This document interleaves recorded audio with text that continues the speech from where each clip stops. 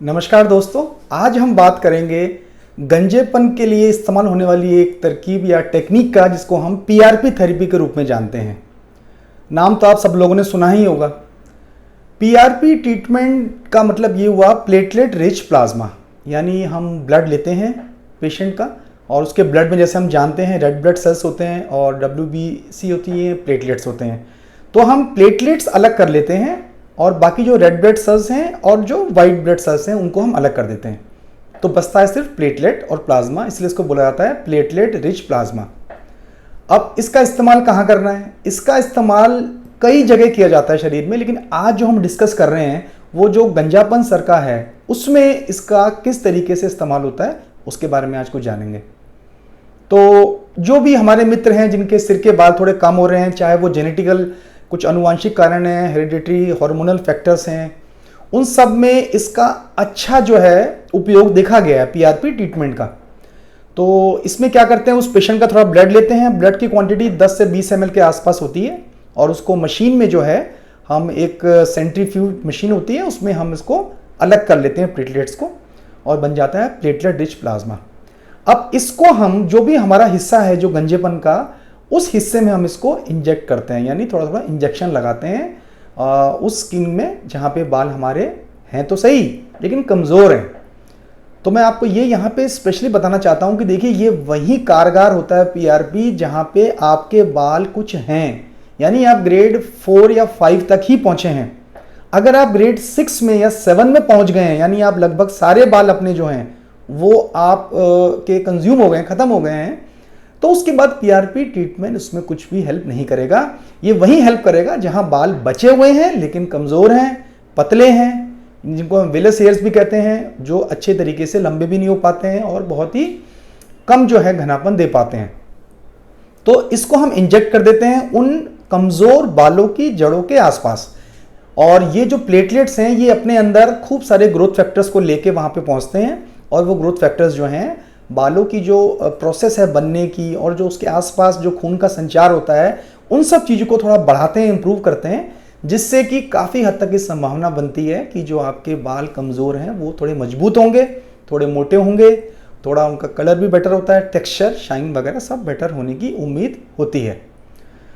इस प्रोसेस का कोई साइड इफेक्ट नहीं होता है क्योंकि ये आप ही के शरीर से ब्लड लेके बनाया जा रहा है और आप ही के शरीर में लग रहा है, तो नो साइड इफेक्ट। थोड़ी देर के लिए लाली, हल्का रेडनेस, हल्की स्वेलिंग आ सकती है जो थोड़े समय के साथ चली जाती है।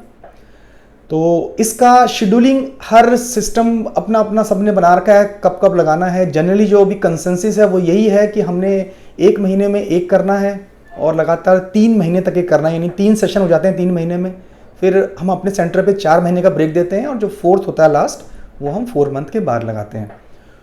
उसके बाद क्या पीआरपी की ज़रूरत ख़त्म हो जाती है? जी नहीं, बिल्कुल नहीं। पीआरपी की एक तो देखिए, जो आपने आज पीआरपी लगाया है उसका आपको असर ही कम से कम 2 महीने बाद दिखेगा। ये मैं सब लोगों को बताना चाहता हूँ। ये मत सोचिए कि आज पीआरपी लगाएंगे तो अगले महीने ही रिजल्ट आ जाएगा, ऐसा नहीं होता है। पीआरपी आज आपने लगाई है तो उसका इफेक्ट बालों में दिखने में आपको कम से कम 2 महीने लग जाएंगे और जो पहला इफेक्ट दिखता है वो ये दिखेगा कि आपके बालों का जो लॉस है, जो नुकसान, जो गिर रहे थे, झड़ रहे थे, वो कुछ कम हो जाते हैं। तो जब एक बार आप सेशन, ये 4 सेशन पीआरपी के कंप्लीट कर चुके हैं, उसके बाद भी पीआरपी की ज़रूरत आपको पड़ेगी, जिसे हम मेंटेनेंस थेरेपी बोलते हैं।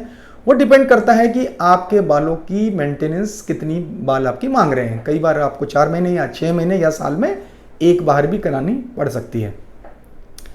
अब दूसरा सवाल ये उठता है कि क्या जो अन्य इसमें गंजेपन से निपटने के जो हमारे और मिनॉक्सिडिल या फिनेस्टाइड सीरम्स हैं या फिर हमारे जो डर्मा रोलर्स हैं या फिर विटामिन थेरेपीज़ हैं, बायोटिन वगैरह है, क्या इनके साथ भी हम कंटिन्यू करें या हम अकेले पीआरपी कराएं?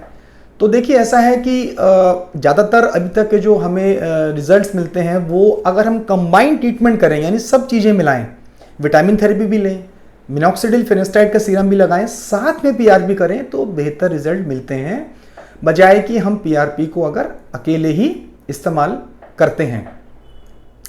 बाकी पीआरपी जो थेरेपी है उसमें किसी तरह का कोई नुकसान नहीं है और ज़्यादातर फ़ायदा आने की उम्मीद तब होती है जब प्लेटलेट को अच्छे तरीके से पीआरपी को बनाया जाए, उसकी जो प्रिपरेशन है वो अच्छी हो। तो क्या मतलब है अच्छी होने का? अच्छी होने का मतलब ये है कि जैसे अमूमन हमारे अब ब्लड में 1.5 लाख के आसपास प्लेटलेट रहते हैं, 1.5 लाख से 2 लाख के आसपास। इनको असर करने के लिए कम से कम 4 से 5 गुना होना पड़ता है, तब इसको बोलते हैं प्लेटलेट रिच प्लाज्मा। यानी वो 1.5 से 2 लाख जो हैं, जब तक वो 8 से 10 लाख नहीं बन जाएंगे मशीन में घुमाने के बाद, तब तक वो उतना असर नहीं करते। इसीलिए आप लोगों ने देखा होगा कि कुछ लोगों को प्लेटलेट रिच प्लाज्मा का भी असर नहीं आता है। तो ये आप जहाँ भी कराएं, अच्छे सेंटर पे कराएं जहाँ पे इसकी प्रिपरेशन अच्छे से हो रही हो, और रिजल्ट्स की अपेक्षा 2 महीने के बाद ही करें। और ये ना सोचें कि एक बार कराने के बाद आपका काम हमेशा के लिए हो जाएगा, इसको समय समय पे आपको कराना पड़ सकता है। तो दोस्तों, इसी तरह की जानकारी के लिए हमारे चैनल के साथ जुड़े रहें, इसे सब्सक्राइब करें।